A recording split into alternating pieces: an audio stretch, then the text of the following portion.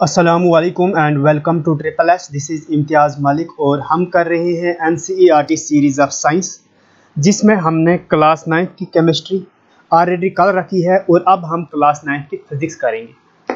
देखो, मैं आपको बताता हूँ कि जिस भी एग्ज़ाम में जनरल साइंस पूछी जाती है, तो अगर आप पूछो कि जनरल साइंस में हमें कौन सी क्लास की साइंस पढ़नी चाहिए, तो अगर आप 11th और 12th की पढ़ने लगोगे ना, तो इसके 3 कंपोनेंट्स होते हैं, फिजिक्स, केमिस्ट्री और बायो। ये पूरे साल आपको कंप्लीट नहीं होनी है और ये बहुत ज़्यादा लेंथी प्रोसेस हो जाना है और उतना एग्जाम में आना भी नहीं है। मेरा ये मानना है कि जहाँ पे भी जनरल साइंस पूछी जाती है, आप क्लास 9th एंड 10th की साइंस को अच्छे से पढ़ के जाइए। अगर आपको क्लास 9th और 10th की साइंस आती है, इसका मतलब आप इसके मास्टर हो। अब आपको किसी और चीज़ की ज़रूरत नहीं है, तो आप क्या करो, क्लास 9th और 10th की साइंस को अच्छे से पढ़ो। तीनों कंपोनेंट्स, फिजिक्स, केमिस्ट्री और बायो। आप किसी भी एग्जाम में साइंस वाला क्वेश्चन जहां पूछा जाएगा, वो आप क्रैक कर लोगे, क्वेश्चन अटेम्प्ट कर लोगे। तो इसी को करते हुए हमने 9th की केमिस्ट्री पढ़ ली। अब हम 9th की फिजिक्स पढ़ेंगे, देन बायो पढ़ेंगे और उसके बाद हम क्लास 10th की फिजिक्स, केमिस्ट्री और बायो को पढ़ेंगे। आप ये सारी वीडियोस एक सीक्वेंस में देखिएगा, आपको एक अच्छा मतलब एक बेस बन जाएगा ये साइंस पढ़ने का। तो चलिए, before we start I would like to tell you कि ट्रिपल एस ऐप पर फ्री टेस्ट मिलते हैं और साथ ही साथ JND के लेवल पर जितने भी एग्जाम्स हो रहे हैं या फिर होने वाले हैं, उनके कोर्सेज आपको मिल जाएंगे। आप क्या कीजिए, ट्रिपल एस ऐप विजिट कीजिए और इन कोर्सेज को अवेल कीजिए। और अगर अभी तक आपने ये ऐप डाउनलोड नहीं की है, तो आप प्ले स्टोर में जाइए, ट्रिपल एस ऐप डाउनलोड कीजिए या फिर इसका लिंक आपको डिस्क्रिप्शन बॉक्स में भी मिल जाएगा। चलिए, अगर हम बात करेंगे topics to be covered in class 9th physics, कौन कौन से टॉपिक्स हम क्लास 9th की फिजिक्स में करेंगे। देखो, केमिस्ट्री में 4 टॉपिक्स थे, वो हमने चारों कर दिए, वो आप देख सकते हो प्ले स्टोर में जाकर। फिजिक्स में पहला चैप्टर रहेगा हमारा मोशन, जिसमें हम क्या सीखेंगे, हम सीखेंगे डिस्टेंस एंड डिस्प्लेसमेंट, जिसको हम एस से डिनोट करते हैं, then speed and velocity, then हम पढ़ेंगे एक्सेलरेशन और इक्वेशंस ऑफ मोशंस, और हम कुछ क्वेश्चन, इसके जो ग्राफ बेस्ड क्वेश्चन आते हैं, इसके रिलेटेड ग्राफ्स बनते हैं और देन कुछ क्वेश्चंस भी करेंगे। इक्वेशंस ऑफ मोशन तक हम इस एक वीडियो में करेंगे और दूसरी वीडियो में हम कुछ ग्राफ इसके रिलेटेड करेंगे और साथ ही साथ कुछ क्वेश्चंस भी करवाएंगे, MCQs। देन हमारा सेकंड चैप्टर है force and laws of motion, काफ़ी ज़्यादा इंपॉर्टेंट है, जिसमें हम फोर्स पढ़ते हैं, मोमेंटम पढ़ते हैं, इनर्शिया पढ़ते हैं और न्यूटन के लॉज पढ़ते हैं हम। देन हमारा आता है वर्क, एनर्जी एंड पावर। यहाँ पर सीधे सीधे टॉपिक्स दिए, इनसे रिलेटेड जितने भी क्वेश्चंस बनते हैं वो हम इस टॉपिक में कवर करेंगे।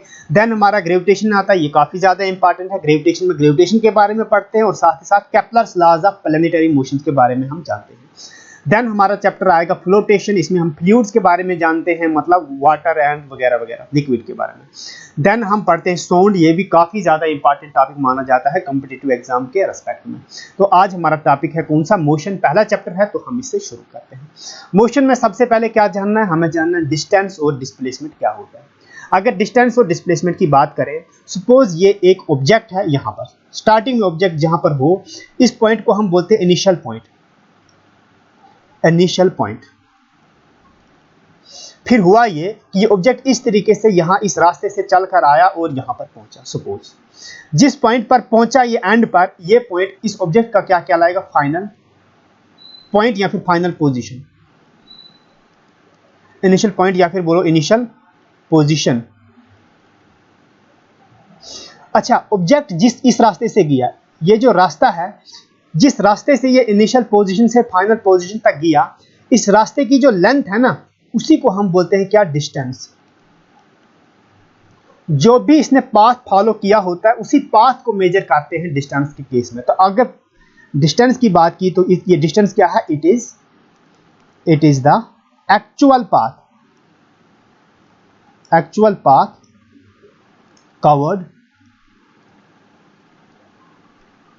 Bye an object from initial position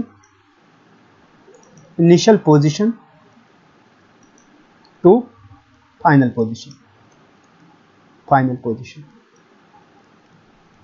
जिस रास्ते से ऑब्जेक्ट इनिशियल पोजीशन से फाइनल पोजीशन तक गया है, उस रास्ते की लेंथ को हम बोलते हैं डिस्टेंस।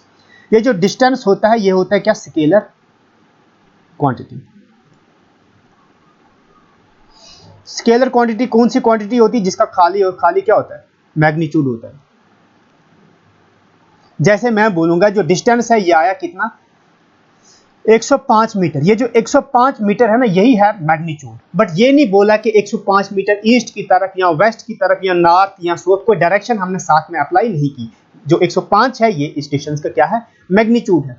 तो डिस्टेंस एक स्केलर क्वांटिटी होती है, इसका क्या होता है, इसका सिर्फ और सिर्फ मैग्नीट्यूड होता है, डायरेक्शन नहीं होती। इसका अगर एसआई यूनिट की बात की, एसआई यूनिट जो एग्जाम में पूछे जाते थे, इसका एसआई यूनिट है मीटर।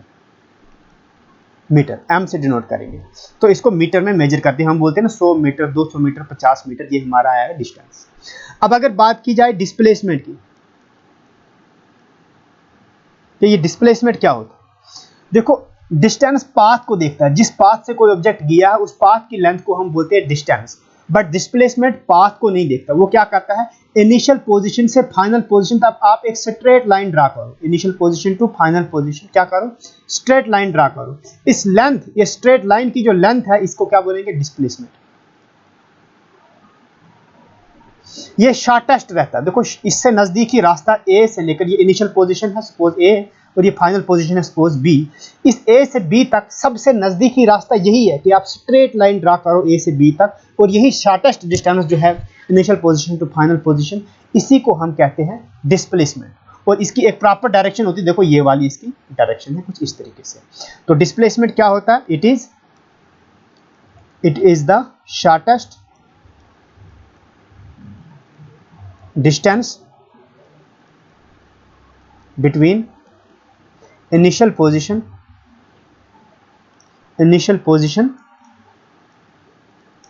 to final position।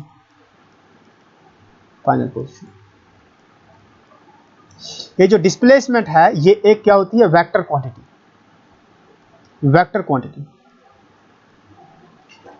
इसका क्या है, इसका मैग्नीट्यूड भी होता है प्लस डायरेक्शन भी होती है। याद रखना, वेक्टर क्वांटिटी वो क्वांटिटी होता है जिसका मैग्नीट्यूड भी हो और डायरेक्शन भी हो। और इसका यूनिट भी, इसका जो ऐसा यूनिट है, दोनों का यूनिट सेम है, वो क्या है, मीटर, एम से डिनोट करेंगे। तो ये डिस्टेंस और डिस्प्लेसमेंट रहा। तो याद रख लेना, अगर ऑब्जेक्ट ऐसे ए से बी तक गया, अगर ये सीधे गया स्ट्रेट लाइन में, यहां से चलकर गया, तो इस समय डिस्टेंस भी यही है क्योंकि गया भी यहीं से है, और उतना ही क्या रहेगा, डिस्प्लेसमेंट भी रहेगा। लेकिन इसके केस में देखो डिस्टेंस क्या है, ज्यादा है, डिस्प्लेसमेंट क्या है, कम है, डिस्प्लेसमेंट छोटा है। तो याद रखना एक रिलेशन होता है डिस्टेंस और डिस्प्लेसमेंट का, वो ये है कि डिस्टेंस या तो बड़ा होता है या फिर बराबर होता है किसके, डिस्प्लेसमेंट के। ये याद रखना, डिस्टेंस और डिस्प्लेसमेंट को दोनों को हम डिनोट करते हैं एस से। किससे, एस से। अगर मैंने एस के ऊपर वेक्टर डाला है तो इसका मतलब ये वेक्टर क्वांटिटी है, तो ये हो गया डिस्प्लेसमेंट। खाली एस डाला है मतलब स्केलर क्वांटिटी ही है, इसका डिस्टेंस या फिर इसका मैग्नीट्यूड आया। तो याद रखना, जब भी कोई ऑब्जेक्ट मोशन में होता है तो उसका डिस्टेंस होता ही होता है। बट डिस्प्लेसमेंट किसी ऑब्जेक्ट का जीरो भी हो सकता है, पॉजिटिव भी हो सकता है, इवन नेगेटिव भी हो सकता है। बट जब ऑब्जेक्ट मोशन में हो तो डिस्टेंस हमेशा क्या रहेगा, पॉजिटिव ही रहेगा। अब बात करते हैं यूनिफॉर्म और नॉन यूनिफॉर्म मोशन की। अगर बात करें हम यूनिफॉर्म मोशन की, ये वो मोशन होता है कि जब कोई ऑब्जेक्ट क्या करता है, इक्वल डिस्टेंस कवर करता है in equal interval of time.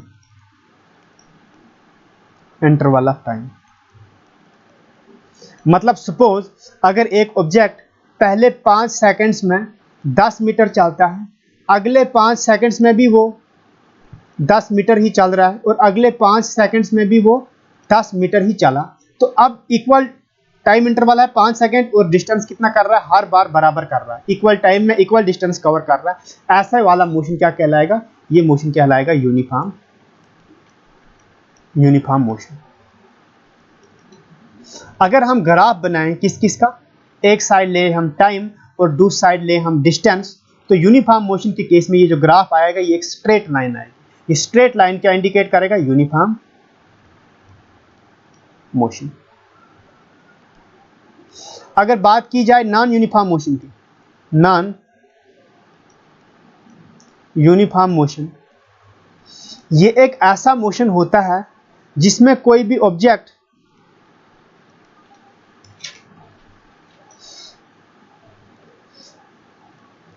Equal distance cover नहीं करता है, नॉट है in equal interval of time, equal interval of time. मतलब आप ये बोल सकते हो वो क्या करता है, अनइक्वल डिस्टेंस करता, unequal distance in equal interval of time. Suppose मैंने बोला यहां पर 10 रखते हैं, सपोज 10 सेकंड में, पहले 10 सेकंड में ये चला 100 मीटर, अगले 10 सेकंड में ये चला 95 मीटर, अगले 10 सेकंड में ये चला 105 मीटर। देखो पहले यहाँ पे पहले 10 सेकंड में ये, अगले 10 सेकंड में 95, अगले टाइम तो सेम है बट डिस्टेंस क्या है, अलग अलग है। तो ये वाला मोशन क्या कहलाएगा, ये कहलाएगा नॉन यूनिफॉर्म मोशन। इसका जो ग्राफ है ना, कभी भी डिस्टेंस और टाइम ग्राफ जो नॉन यूनिफॉर्म मोशन है वो स्ट्रेट नहीं आएगा, फिर कुछ और आएगा, टेढ़ा मेढ़ा आएगा। सपोज मैं ऐसे लिख लूँ या फिर मैं क्या कर दूंगा, ये है टाइम और ये है डिस्टेंस, कुछ ऐसे वैसे कर दूंगा। ये सब टाइम, ये डिस्टेंस और टाइम, ये सारा ये जो ग्राफ है डिस्टेंस टाइम ग्राफ का, ये जो लाइन स्ट्रेट नहीं है तो इसका मतलब ये है, ये कौन सा मोशन है, ये है non uniform motion. I hope आपको यूनिफॉर्म और नॉन यूनिफॉर्म मोशन क्लियर हो गया। अब बात करेंगे हम स्पीड पे। स्पीड को डिनोट करते हैं v से, स्पीड को डिनोट करते हैं v से। स्पीड ये बोलती है कि कोई ऑब्जेक्ट कितना फास्ट डिस्टेंस कवर कर रहा है, डिस्टेंस कवर कर रहा है, या फिर कितना स्लो डिस्टेंस कवर कर रहा है, उसको क्या बोलेंगे हम, डिस्टेंस। स्पीड मतलब ये होता है distance travelled by an object, distance travelled by an object per unit time, per unit time. Means suppose आपने टाइम रखा, यहां रख लिया आपने 1 सेकंड, या आपने रख लिया 1 मिनट, या आपने टाइम रखा 1 आवर, कुछ भी कुछ इस तरीके से। ये 1 सेकंड या 1 मीटर या 1 आवर, ये यूनिट टाइम कहलाता है। क्या कहलाता है, यूनिट टाइम। आपने कोई सा भी यूनिट टाइम लिया, सपोज आपने 1 सेकंड ले लिया, अब इस 1 सेकंड में कोई ऑब्जेक्ट कितना डिस्टेंस ट्रेवल करता है, वही उसका क्या कहलाता है, स्पीड कहलाता है। तो इसको मेजर कैसे करते हैं, हम बोलते हैं स्पीड बराबर होता है डिस्टेंस अपॉन टाइम। स्पीड बराबर डिस्टेंस अपॉन टाइम। तो स्पीड को डिनोट करा हमने v से, डिस्टेंस को डिनोट करा s से, और टाइम को करा डिनोट t से। तो स्पीड बराबर distance upon t, v equals to s upon t, ये इसकी इक्वेशन है। ये जो स्पीड है ये क्या है, ये एक स्केलर क्वांटिटी होती है, ठीक है। और इसका SI यूनिट क्या होगा, SI यूनिट देखो इक्वेशन से, देखो स्पीड बराबर डिस्टेंस अपॉन टाइम। अगर डिस्टेंस का यूनिट देखो तो डिस्टेंस को मेजर करते हैं मीटर में, टाइम को मेजर करते हैं सेकंड में, सॉरी। तो इसका मतलब इसका SI यूनिट क्या है, मीटर पर सेकंड, या फिर हम उसको ऐसे लिख सकते हैं मीटर ऐसे सेकंड पावर -1, ये इसका आया SI यूनिट। तो ये रही हमारी स्पीड, क्या रही स्पीड। स्पीड क्या है, एक स्केलर क्वांटिटी होती है। देखो स्पीड, अगर आप, एक होता है इंस्टेंटेनियस स्पीड,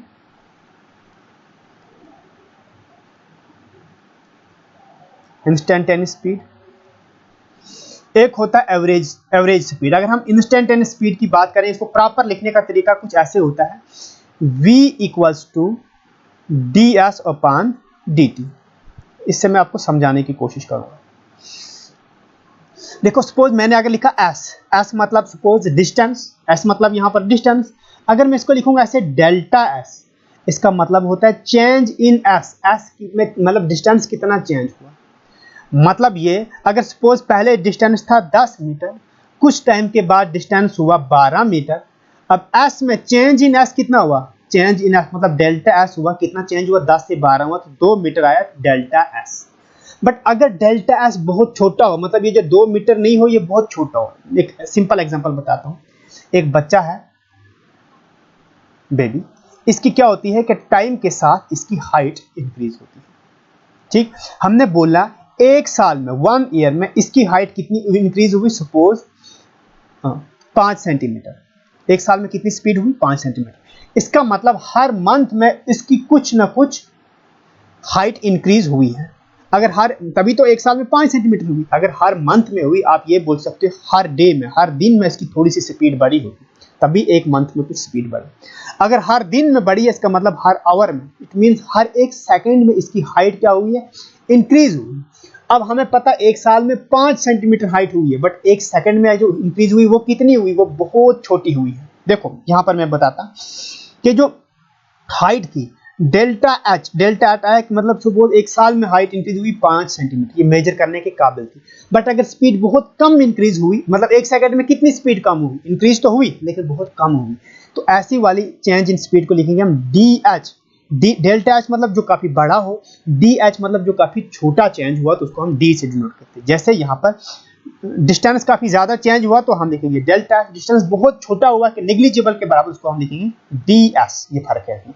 तो इंस्टेंटेनियस स्पीड होता है कि एक इंस्टेंट में उसकी स्पीड क्या थी। सपोज यहाँ से एक गाड़ी जा रही है, इस पॉइंट पर इसकी स्पीड क्या थी, तो उसको कैसे लिखे, उसको बोलेंगे हम instantaneous speed, okay, v equals to d s upon d t, मतलब speed of an object at any instant of time. तो मैथमेटिकल लिखने का तरीका ये है। एवरेज स्पीड होती है, जैसे सपोज मैंने बोला ये ऑब्जेक्ट पहले ए पर था, फिर यहाँ से गया बी पर, फिर यहाँ से गया सी पर, फिर यहाँ से गया डी पर। ये था सपोज 100 मीटर का गैप हर जगह, 100 मीटर यहाँ पे भी, 100 मीटर यहाँ पर भी। पहले 100 मीटर में सपोज इसको लगा 10 सेकंड, दूसरे 100 मीटर में इसको लगा 5 सेकंड, तीसरे 100 मीटर में इसको लगा सपोज 15 सेकंड। ठीक है ना।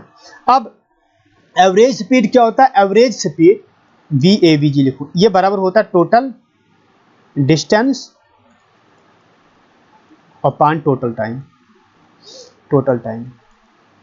अब देखो टोटल डिस्टेंस इसने कितना कवर किया, पहले 100 100 और 100 मतलब 200 300, और टोटल टाइम कितना लगा, 10 और 5 15, 15 और 15 30 लगा। तो ये इस तरीके से इसको कैंसिल करेगा, तो ये इसको 10 टाइम कटेगा, तो इसकी स्पीड आएगी 10 मीटर पर सेकंड, इसकी एवरेज स्पीड आएगी। और मैथमेटिकली एवरेज स्पीड को लिखते कैसे हैं, एवरेज स्पीड को हम लिखेंगे v इक्वल्स टू, याद रखना ना, v delta S upon delta T, ये लिखने का तरीका है। कभी कभार इस डायरेक्ट फार्मूले के बेस पे क्वेश्चन बन सकता है। अब हम करेंगे वेलोसिटी के बारे में। वेलोसिटी और स्पीड सेम होती है, बट फर्क यह है कि वेलोसिटी की एक प्रॉपर क्या होती है, डायरेक्शन होती है, ये एक वेक्टर क्वांटिटी होती है, वेक्टर।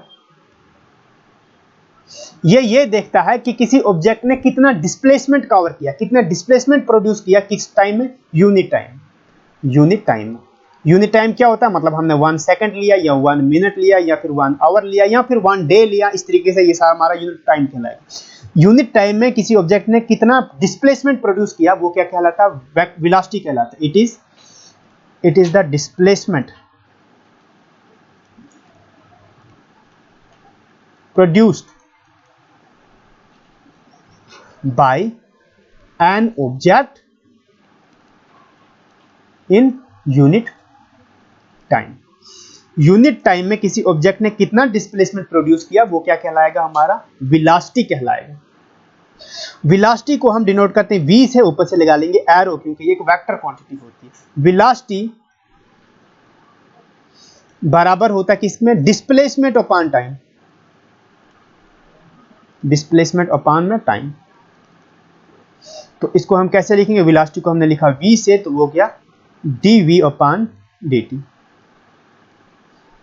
ठीक है ना। या फिर सिंपली बोलेंगे हम v equals to, sorry s ds upon dt, तो हम s से डिस्प्लेसमेंट s अपॉन t, ये दोनों तरीके इसके लिखने के, बट एग्जैक्ट जो होता है वो ये होता है, ds अपॉन dt। अब देखो मैं एक एग्जांपल बताता हूं आपको।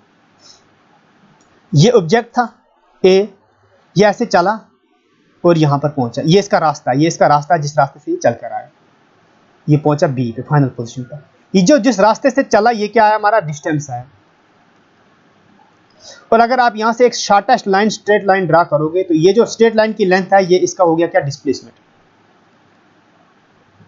ठीक, सपोज ये डिस्टेंस कितना, ये है 20 मीटर, और ये डिस्प्लेसमेंट कितना, ये आया 10 मीटर। अब टाइम ये सब करने में, ए से बी तक पहुंचने में इसको टाइम लगा सपोज 2 सेकंड। कितना लगा, 2 सेकंड। अब हमारे पास एक है स्पीड, स्पीड बराबर होता है डिस्टेंस 1 टाइम, और डिस्टेंस इसने कितना लगा, इसको डिस्टेंस इसने कवर किया 20 मीटर, और टाइम लगा इसको कितना, 2 सेकंड। तो इसकी स्पीड कितनी आई, ये 2 से इसको कैंसिल कर देगा 10 टाइम, तो 10 मीटर पर सेकंड, ये आई स्पीड। बट अगर वेलोसिटी की बात करें, वेलोसिटी, तो वेलोसिटी होता है कि कितना डिस्प्लेसमेंट इसने प्रोड्यूस किया। डिस्प्लेसमेंट तो इसने 10 ही मीटर प्रोड्यूस किया, तो 10 टाइम कितना लगा, 2 सेकंड, तो वो हुआ कितना, ये 2 ने इसको 5 टाइम काटना है, तो हमारी वेलोसिटी आई 5 मीटर पर second.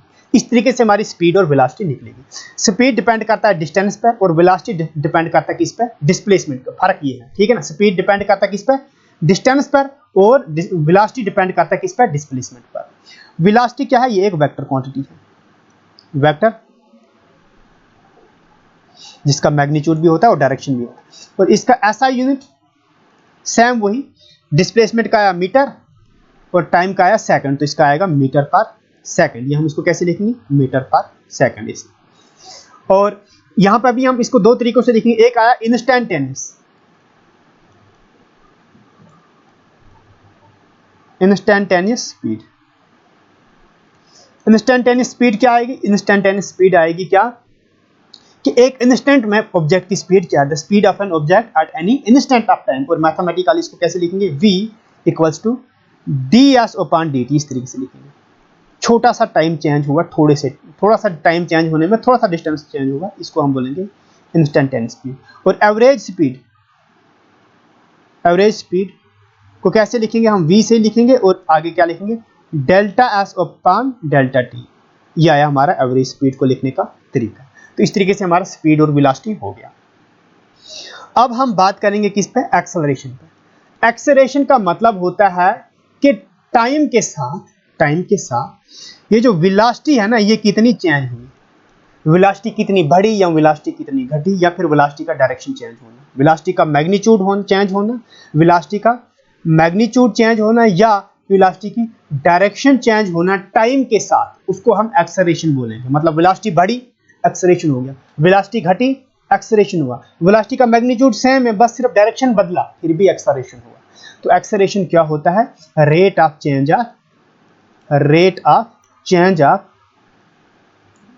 Of velocity with respect to time. तो कैसे लिखेंगे, एक्सेलरेशन बराबर होता है वेलोसिटी, मतलब change in velocity by change in time. इस तरीके से मतलब सिंपल लिखे हम वेलोसिटी अपॉन टाइम। एक्चुअल में एक्सेलरेशन को डिनोट करते हैं ए से, और ए बराबर आया किसके, dv change in velocity upon change in time dt, इस तरीके से। बट हाँ, हम सिंप्लीफाई करने के लिए बिल्कुल सिंपल अंदाज में लिखते हैं हम a equals to v upon t. But ये जो चीज होता है ना v अपॉन टी, इसको हम बोलते हैं हम कांस्टेंट एक्सेलरेशन। अगर हमारी एक्सेलरेशन कांस्टेंट है, उसको लिखेंगे a equals to v upon t. ये डिनोट करेगा क्या, कांस्टेंट एक्सेलरेशन। ये वाली कुछ भी हो सकती, कांस्टेंट भी हो सकती, मतलब यूनिफॉर्म भी हो सकती, नॉन यूनिफॉर्म। असल में तरीका लिखने का यही है, dv अपॉन dt। और इसको हम एवरेज एक्सेलरेशन भी कहेंगे, एवरेज एक्सेलरेशन भी कहेंगे। सपोज एक ऑब्जेक्ट की स्टार्टिंग की वेलोसिटी थी u, मतलब u आई इनिशियल वेलोसिटी, और फाइनल वेलोसिटी v, ये आई फाइनल वेलोसिटी। मतलब तो अब इसका ये जो वेलोसिटी चेंज हुआ u से v, इसमें सपोज कुछ टाइम लगा हो, तो वो टाइम आया t। तब हमारा एक्सेलरेशन का लिखने का तरीका होता है कि acceleration equals to v minus u से हमारा चेंज इन वेलोसिटी निकलेगा dv, अपॉन लिख लेंगे हम टाइम। इस तरीके से भी हम एक्सेलरेशन को लिखते हैं, एवरेज एक्सेलरेशन को। समझ आ गई बात। तो इसी तरीके से अगर हम इसकी बात करें इंस्टेंटेनियस एक्सेलरेशन,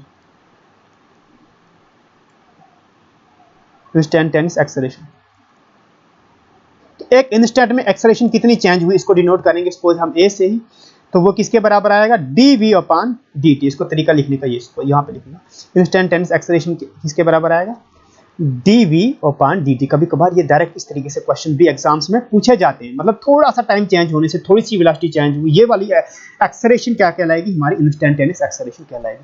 ये जो एक्सेलरेशन है, ये एक वेक्टर क्वांटिटी है, समझ आ रही मेरी बात।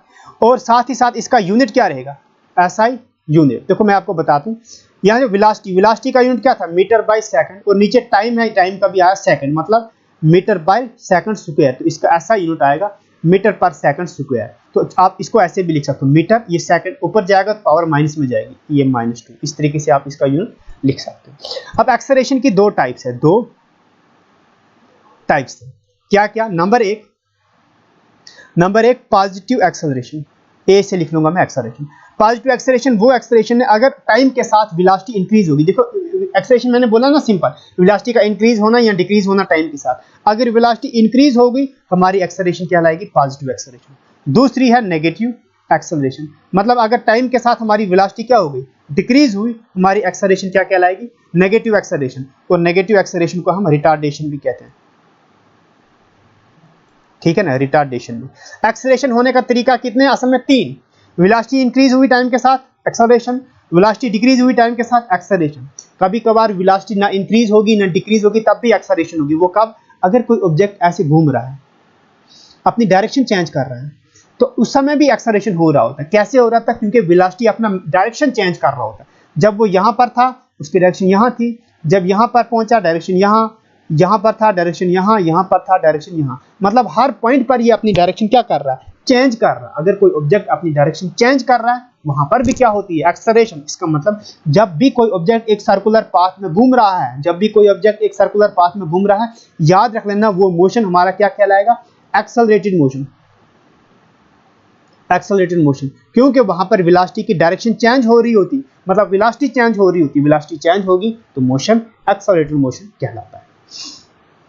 अब हम बात करेंगे इक्वेशंस ऑफ मोशन पे। ये इक्वेशंस ऑफ मोशंस क्या है, ये देती है हमारी रिलेशन, बताता है हमें रिलेशन, बताता है किन किन के बीच में, डिस्टेंस मतलब डिस्प्लेसमेंट के बाद बीच, initial velocity u, final velocity v, acceleration a और टाइम t, SUVAT, इनके बीच का क्या बताती है, रिलेशंस बताती है। इनको हम इक्वेशंस ऑफ मोशन कहते हैं।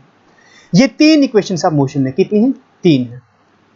पहली ये है कि v equals to u plus at, ये पहली इक्वेशन ऑफ मोशन कहलाती है। v है फाइनल वेलोसिटी, u है initial velocity, a acceleration, t time. मतलब यहां पर मैं लिख लूंगा, यहां पर s हमारा क्या कहलाता है, s कहलाता है हमारा डिस्प्लेसमेंट, डिस्प्लेसमेंट या डिस्टेंस। u है हमारा initial velocity, initial velocity. v है हमारा फाइनल वेलोसिटी,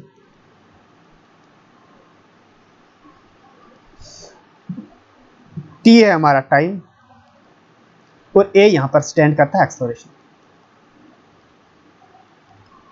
तो पहला इक्वेशन क्या है, v equals to u plus at।